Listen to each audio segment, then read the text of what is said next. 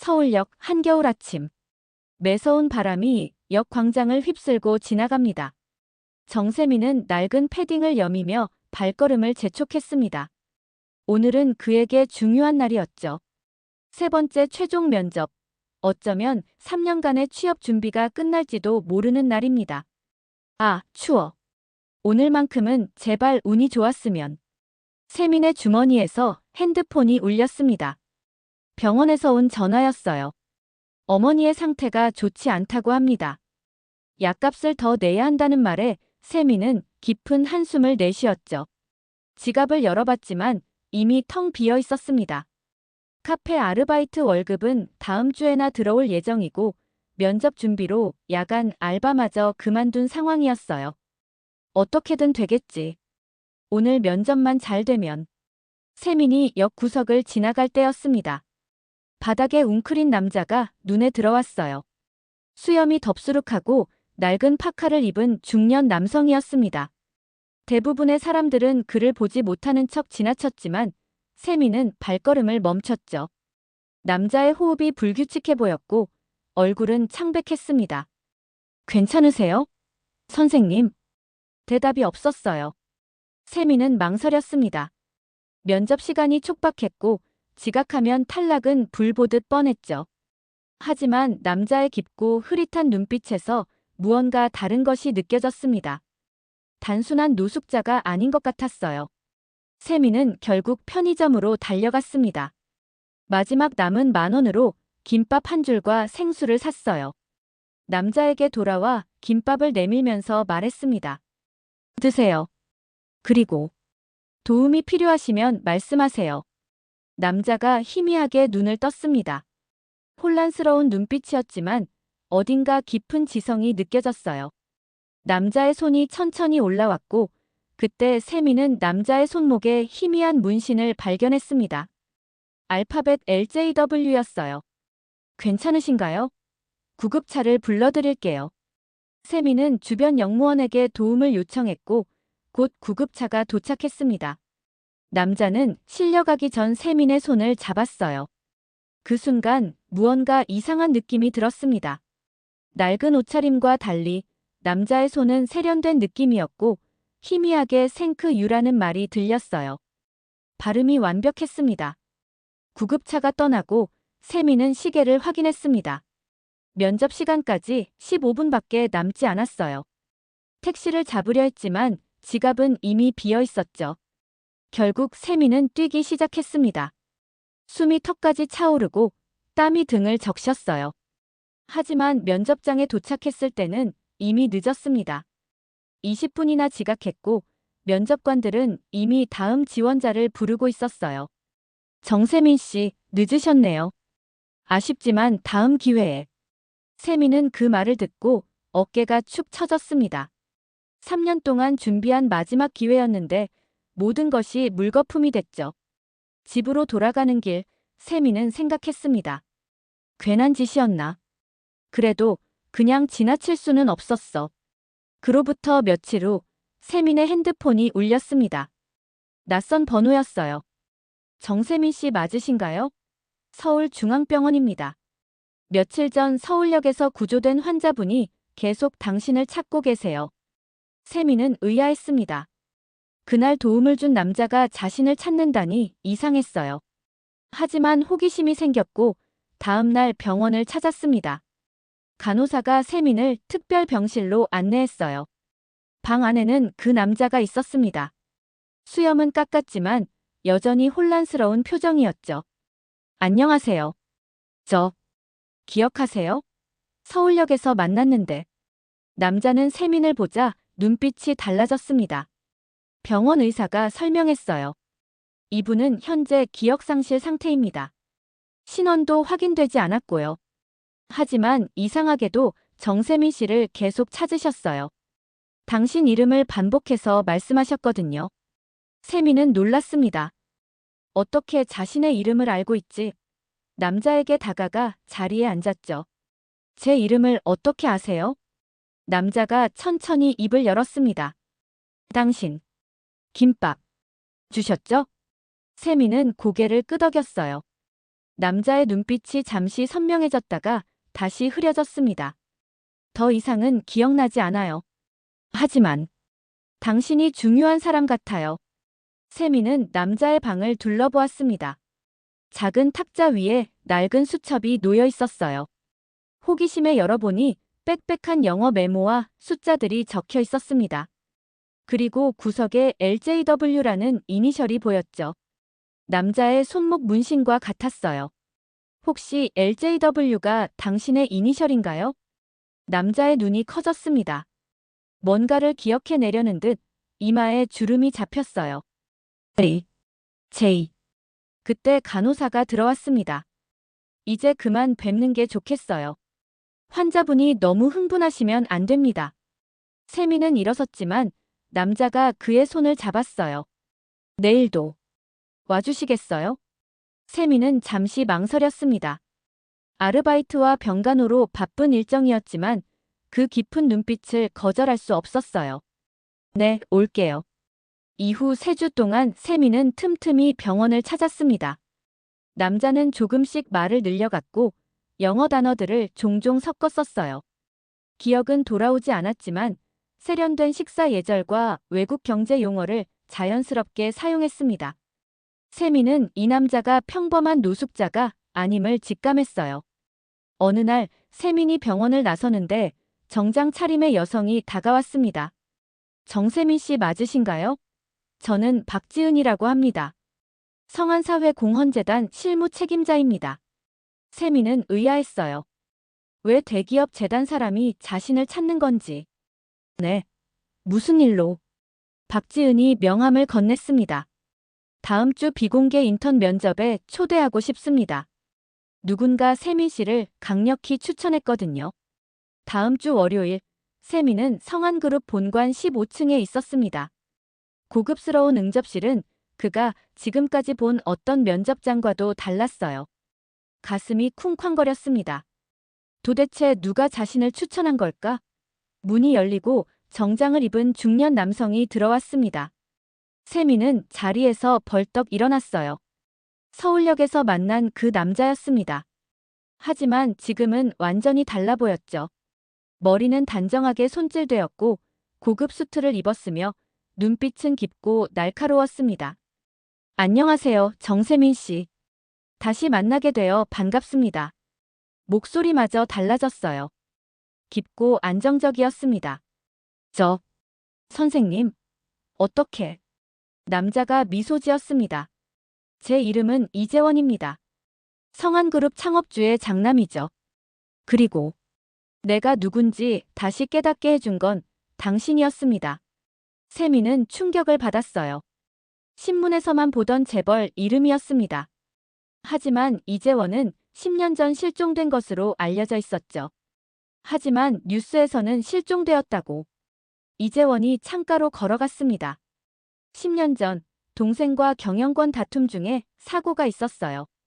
산에서 실족했죠. 기억을 잃고 떠돌았습니다. 그리고 당신이 건넨 김밥 한 줄이 제 인생을 바꿨어요. 세미는 믿기지 않았습니다. 자신이 도운 노숙자가 대기업 부회장이었다니. 이제 공식적으로 복귀할 준비를 하고 있습니다. 하지만 그 전에 기업 내부에 숨겨진 부정을 밝혀내야 해요. 세민 씨의 도움이 필요합니다. 이재원은 서류 하나를 건넸어요. 비공식 프로젝트 매니저로 일해주시겠어요? 월급은 지금 아르바이트의 3배를 드리겠습니다. 세민은 얼떨떨했습니다. 갑작스러운 제안이었어요. 하지만 이재원의 눈빛에는 진정성이 담겨 있었습니다. 왜 하필 저인가요? 전 그저 당신은 모든 사람이 외면할 때 유일하게 저를 사람으로 대해준 분입니다. 그리고 당신의 이력서를 봤어요. 뛰어난 분석력과 성실함이 보였습니다. 세미는 생각했어요. 취업은 계속 실패하고 어머니 병원비는 쌓여가는 상황이었습니다. 무엇보다 이재원의 눈빛에 진실이 담겨 있는 것 같았죠. 알겠습니다. 도와드리겠습니다. 이렇게 세미는 성안사회공헌재단에서 일하게 되었습니다. 그의 업무는 재단 내부 문건과 비리 의혹을 조사하는 것이었어요. 박지은이 그를 재단 사무실로 안내했습니다. 공식적으로는 인턴입니다. 실제 업무는 비밀로 해주세요. 이재원 부회장님은 아직 공식 복귀를 하지 않은 상태니까요. 세민의 책상에는 지난 10년간의 재단 문서들이 쌓여 있었습니다. 그는 하나씩 검토하기 시작했어요. 몇 시간이 지나자 이상한 점들이 눈에 띄었습니다. 수상한 지출 내역, 이중회계, 정체불명의 해외 송금. 모든 문서에는 한 사람의 서명이 있었어요. 유상훈 부사장. 세민이 재단에서 일한 지 2주가 지났습니다. 그는 점점 더 많은 의문점을 발견했어요. 유상훈 부사장이 이재원의 실종 이후 회사를 장악하는 과정에서 불법적인 방법들이 사용된 흔적들이었죠. 하지만 결정적인 증거는 아직 찾지 못했습니다. 재단 사무실에서 밤늦게까지 일하던 세민 앞에 박지은이 커피를 내려놓았어요. 아직도 일하고 있네요. 열심히 하시는군요. 세민은 고개를 들었습니다. 박 팀장님, 혹시 이 프로젝트 파일들 접근 권한을 받을 수 있을까요? 이상한 점이 많아서요. 박지은은 잠시 세민을 관찰했어요. 처음에는 그를 의심했지만 점차 그의 진정성을 느끼고 있었습니다.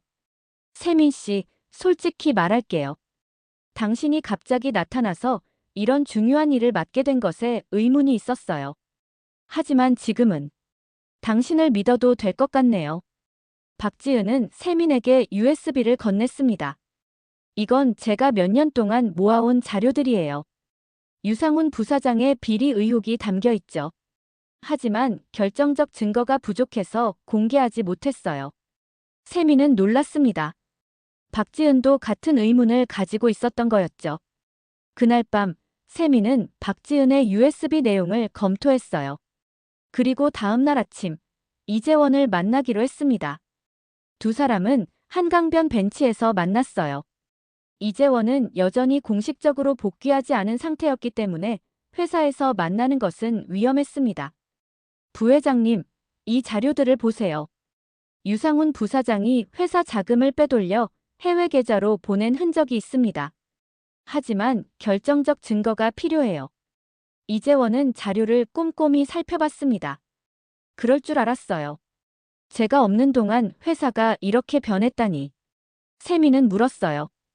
부회장님, 10년 동안 어떻게 지내셨는지 물어봐도 될까요? 이재원은 잠시 침묵했습니다. 그의 눈에는 깊은 상처가 스쳐 지나갔어요. 처음 몇 년은 기억이 없어요. 정체성을 잃고 떠돌았죠. 길거리에서 살면서 사람들의 무관심을, 때로는 멸시를 경험했습니다. 제가 누구인지, 어디서 왔는지 알 수 없었어요. 하지만 그 시간이 오히려 저를 다시 태어나게 했습니다. 세민은 이재원의 변화된 모습을 느꼈어요. 기업 권력자가 아닌 인간으로서의 깊이가 생긴 것 같았습니다. 이제 중요한 건 증거예요. 유상훈의 비리를 밝혀내면 제가 공식적으로 복귀할 명분이 생깁니다. 두 사람은 계획을 세웠어요. 세민은 내부 문서를 더 조사하고 이재원은 신뢰할 수 있는 이사진들을 만나기로 했습니다. 그러나 그들의 움직임이 이미 유상훈의 눈에 포착되고 있었죠. 며칠 후 세민이 재단 서버에 접속하려 했을 때 이상한 점을 발견했습니다. 중요 파일들이 삭제되고 있었어요. 누군가 증거를 인멸하고 있었습니다. 급히 박지은에게 연락했어요. 팀장님, 서버가 해킹당하고 있어요. 빨리 와주세요. 박지은이 달려왔지만 이미 많은 파일이 지워진 후였습니다. 이건 분명 유상훈의 짓이야. 우리 움직임을 눈치챈 거예요. 그날 저녁 세민은 집으로 돌아가는 길에 두 명의 남자에게 막혔습니다. 그들은 세민을 으슥한 골목으로 밀어넣었어요. 정세민 씨, 이제 그만하시죠. 회사 내부 문건을 빼돌리고 명예훼손을 하면 어떻게 되는지 아시나요? 세민은 두려웠지만 꿋꿋하게 대답했습니다. 전 그저 진실을 찾고 있을 뿐입니다. 남자 중 한 명이 서류 봉투를 던졌어요. 유상훈 부사장님의 고소장입니다. 내일 변호사 사무실로 오세요. 그렇지 않으면. 그들이 떠난 후 세미는 무너지는 기분으로 집에 돌아왔습니다. 고소장을 펼쳐보니 명예훼손, 기업비밀 누설, 무단 침입 등의 혐의가 빼곡했어요. 이길 수 없는 싸움 같았습니다. 그때 핸드폰이 울렸어요. 병원이었습니다. 정세민 씨, 어머니께서 갑자기 상태가 악화되셨어요. 빨리 와주셨으면 합니다. 세미는 그 자리에 주저앉았습니다. 모든 것이 한꺼번에 무너지는 기분이었어요. 병원에 도착했을 때 의사는 심각한 표정이었습니다. 추가 치료가 필요합니다. 하지만 비용이. 세미는 절망했어요. 직장도 일을 위기고 고소까지 당했는데 어떻게 병원비를 마련할 수 있을까? 그는 병실 밖 복도에 기대어 눈물을 참았습니다. 세민 씨. 뒤돌아보니 이재원이 서 있었어요. 부회장님, 어떻게 여기에? 이재원이 다가왔습니다. 박지은 팀장에게 들었어요. 어머니 상태가 안 좋다고. 세미는 감정이 복받쳤습니다. 다 제 잘못이에요. 이런 위험한 일에 뛰어들지 말았어야 했는데. 이제 어머니까지 이렇게 되시고. 지금까지 한 게 다 무슨 소용이죠? 이재원은 세민의 어깨에 손을 얹었습니다. 의사와 얘기했어요. 치료비는 제가 모두 부담하겠습니다. 그리고 고소건도 걱정 마세요. 제 변호사가 처리할 겁니다. 세미는 고개를 저었어요. 그게 중요한 게 아니에요. 저는 지쳤습니다. 3년간 취업에 실패하고 겨우 잡은 기회마저 이렇게. 과연 정의란 게 세상에 있는 걸까요? 병실 안에서는 산소 마스크를 쓴 세민의 어머니가 잠들어 있었습니다. 세민은 어머니의 손을 잡았어요. 전 그저 어머니를 편하게 해드리고 싶었을 뿐인데. 이재원은 창가에 서서 밤하늘을 바라봤습니다. 그의 눈에도 복잡한 감정이 어려 있었어요. 알아요, 세민 씨. 나도 비슷한 시간을 보냈으니까. 길거리에서 사람들에게 손 내밀다 무시당하고 추운 밤 지하철역에서 경비원에게 쫓겨나고 그런 시간들 속에서 비로소 깨달았어요. 내가 누구인지, 무엇을 위해 살아야 하는지. 세미는 고개를 들었습니다. 부회장님. 이재원이 돌아봤어요. 기억을 잃었을 땐 비로소 사람이 되고 싶더군요. 그리고 넌 날 그렇게 대해줬어. 세미는 잠시 생각에 잠겼습니다. 그리고 천천히 말했어요. 그날 그냥 사람이었으니까요. 새벽이 밝아왔습니다. 세미는 병실 의자에서 뒤척이며 잠에서 깼어요. 어머니는 여전히 잠들어 있었고 옆에는 이재원이 커피 2잔을 들고 서 있었습니다. 좀 주무셨어요? 세미는 고개를 저었습니다. 아니요, 잠이 안 오더군요. 이재원이 커피를 건넸어요. 결정했습니다. 내일 공식 기자회견을 열겠어요. 제 정체를 밝히고 유상훈의 비리를 고발하겠습니다. 세미는 놀랐습니다. 하지만 결정적 증거가 아직. 이재원은 미소 지었어요. 어젯밤 박지은 팀장이 연락해왔습니다. 유상훈이 외국으로 도피하려 한다고요. 더 이상 기다릴 시간이 없습니다. 세미는 걱정스러웠어요. 증거 없이 기자회견을 하면 오히려 역효과가 날 수도 있었습니다. 부회장님, 위험할 수 있어요. 유상훈은 언론에도 영향력이 있고 정계에도 인맥이 많습니다. 이재원의 표정은 단호했어요. 두렵지 않습니다. 10년간 길거리에서 살았던 사람에게 남은 건 진실뿐이니까요. 세미는 결심했습니다. 머리를 맑게 하고 문제를 정면으로 마주할 때였어요. 알겠습니다. 하지만 기자회견 전에 한 가지만 더 확인하고 싶습니다. 성한그룹 서버에 있는 백업 파일들이요. 거기 결정적 증거가 있을지도 모릅니다. 이재원과 세미는 박지은에게 연락했습니다. 셋은 병원 카페에서 만났어요. 서버 백업은 비밀 계정으로 접근해야 합니다. 창업주 회장님만 알고 계셨던 계정이죠. 이재원 부회장님, 혹시 기억나시나요? 이재원은 잠시 생각에 잠겼습니다. 10년 전 기억들이 흐릿하게 떠올랐어요. 아버지가 항상 특별한 날짜를 비밀번호로 사용하셨습니다. 제 생일이나 어머니 생신 같은 세민이 물었습니다. 혹시 회사 창립일 같은 중요한 날짜는 어떤가요? 이재원의 눈이 번쩍 빛났어요. 맞아. 아버지가 항상 회사를 가장 소중히 여기셨죠. 창립일은 8월 15일. 박지은이 노트북을 열고 날짜를 입력했습니다. 하지만 실패했어요. 다른 의미 있는 날짜가 없을까요? 이재원은 깊이 생각했습니다. 어머니. 어머니와 아버지의 결혼기념일. 6월 28일. 박지은이 다시 시도했어요. 이번에는 성공했습니다. 들어갔어요. 백업 파일에 접근할 수 있습니다. 세 사람은 노트북 화면을 들여다봤어요. 수많은 문서 중에서 프로젝트 피닉스라는 폴더가 눈에 띄었습니다. 열어보니 유상훈이 이재원의 실종 후 펼친 비밀 프로젝트 문서들이었어요. 그 안에는 충격적인 내용이 담겨 있었습니다. 이건 유상훈이 당신의 실종을 미리 알고 있었다는 증거군요.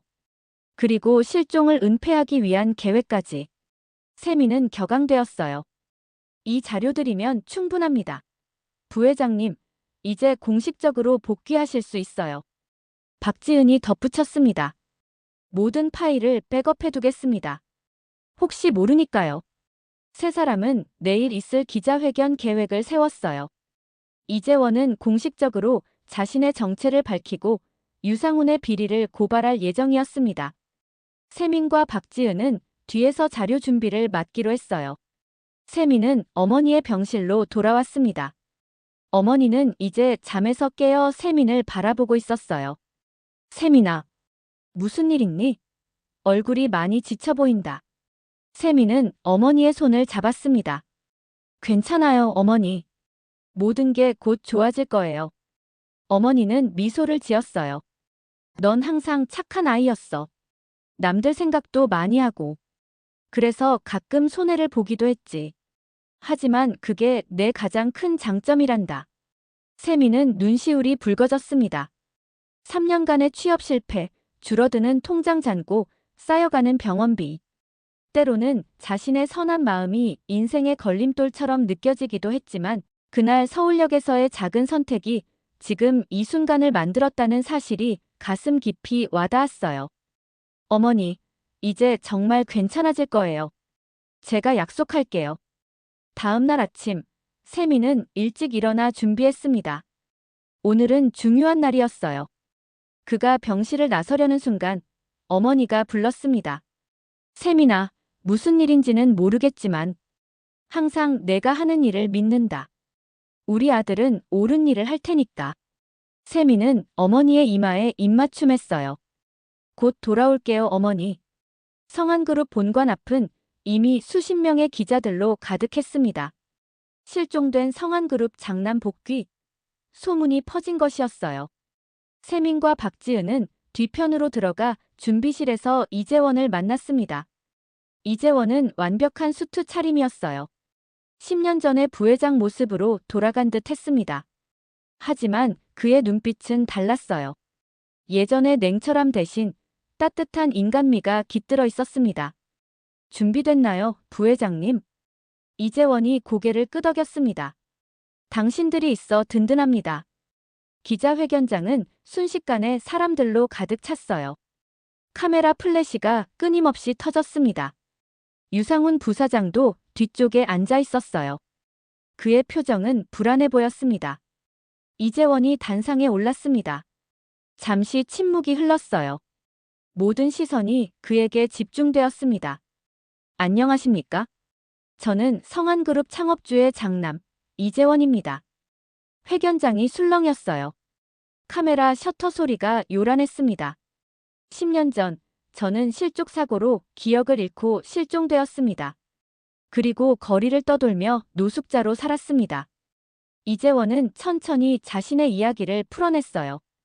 기억을 잃고 방황했던 나날들, 그리고 서울역에서 한 청년이 건넨 김밥 한 줄로 인생이 바뀐 순간까지. 그 누구도 나를 알아보지 못했지만 단 한 사람은 나를 사람으로 대해줬습니다. 이재원이 세민을 바라봤어요. 세민은 기자들 뒤에 조용히 서 있었습니다. 그리고 그 과정에서 저는 충격적인 사실을 알게 되었습니다.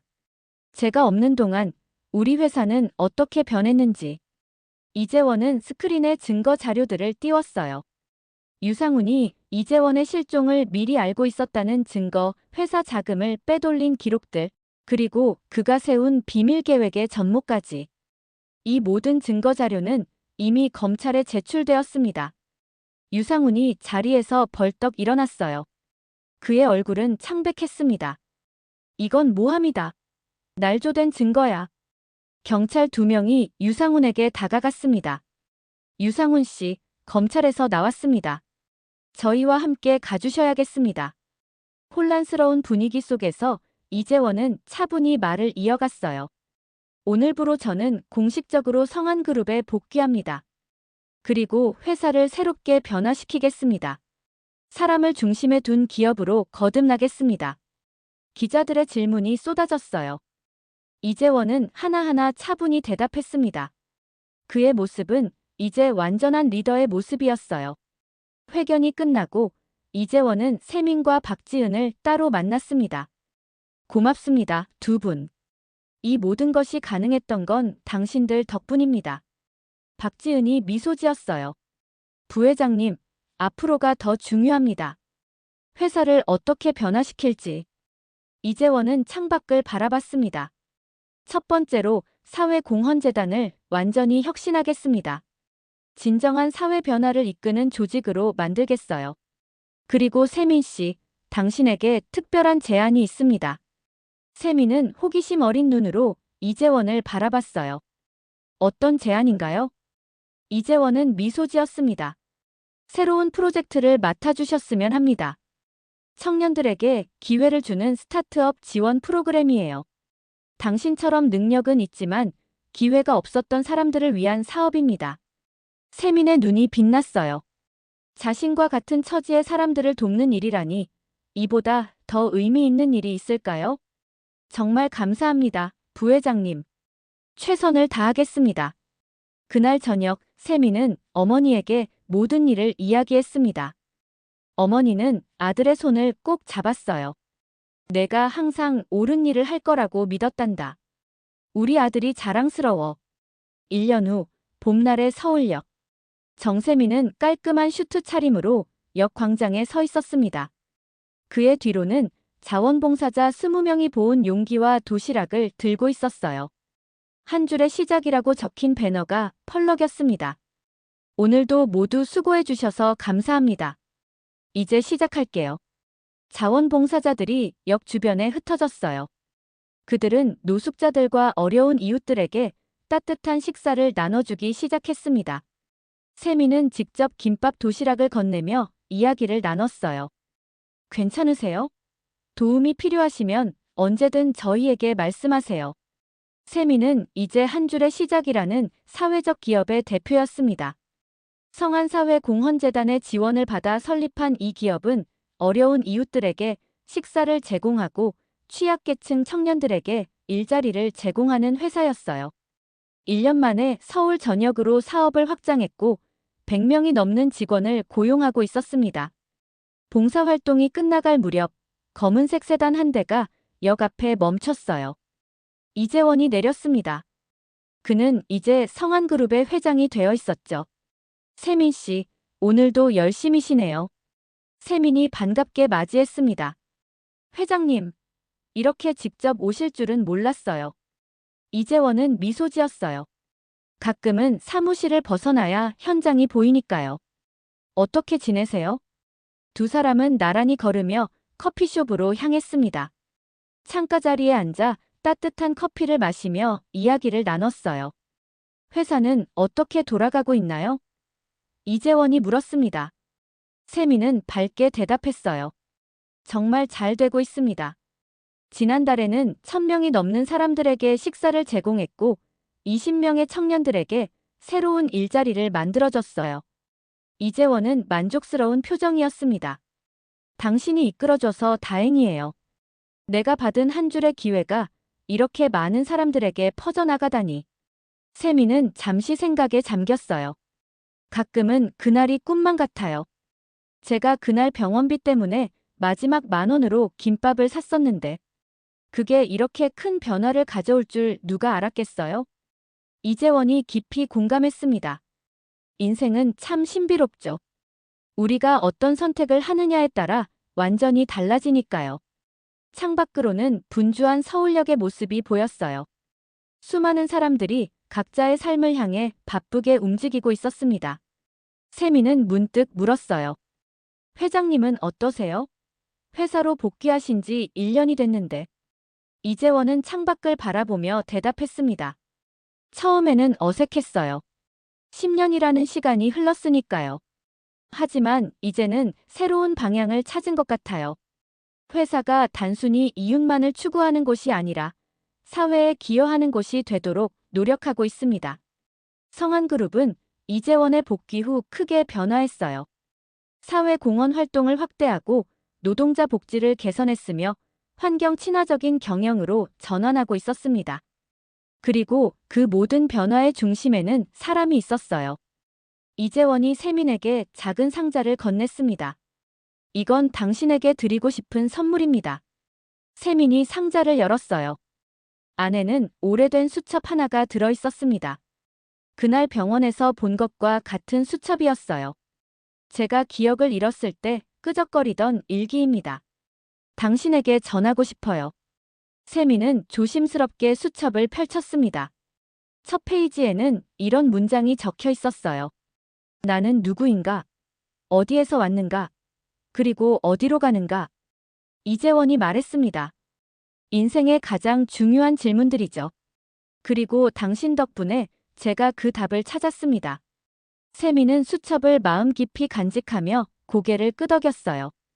저도 회장님 덕분에 제 삶의 의미를 찾았습니다. 두 사람은 창밖의 서울역을 바라봤습니다.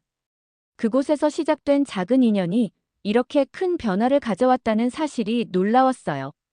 세미는 마음속으로 다짐했습니다. 내가 받은 한 번의 기회를 또 누군가에게 나눠주고 싶다고. 그것이 세상을 변화시키는 가장 작고도 강력한 시작이니까요. 이재원은 세민의 어깨를 가볍게 두드렸습니다. 다음 주 이사회에 오세요. 더 큰 계획이 있습니다. 어떤 계획인가요? 이재원은 빛나는 눈으로 대답했어요. 모든 지점의 한 줄의 시작을 확대하려고 합니다. 전국적으로요. 세민의 얼굴에 미소가 번졌습니다. 다시 한번 작은 변화가 큰 파도를 일으키려 하고 있었어요. 창밖으로 햇살이 비치며 새로운 시작을 알리는 듯 했습니다. 사람을 사람으로 대하는 것, 그것이 가장 큰 시작이었다.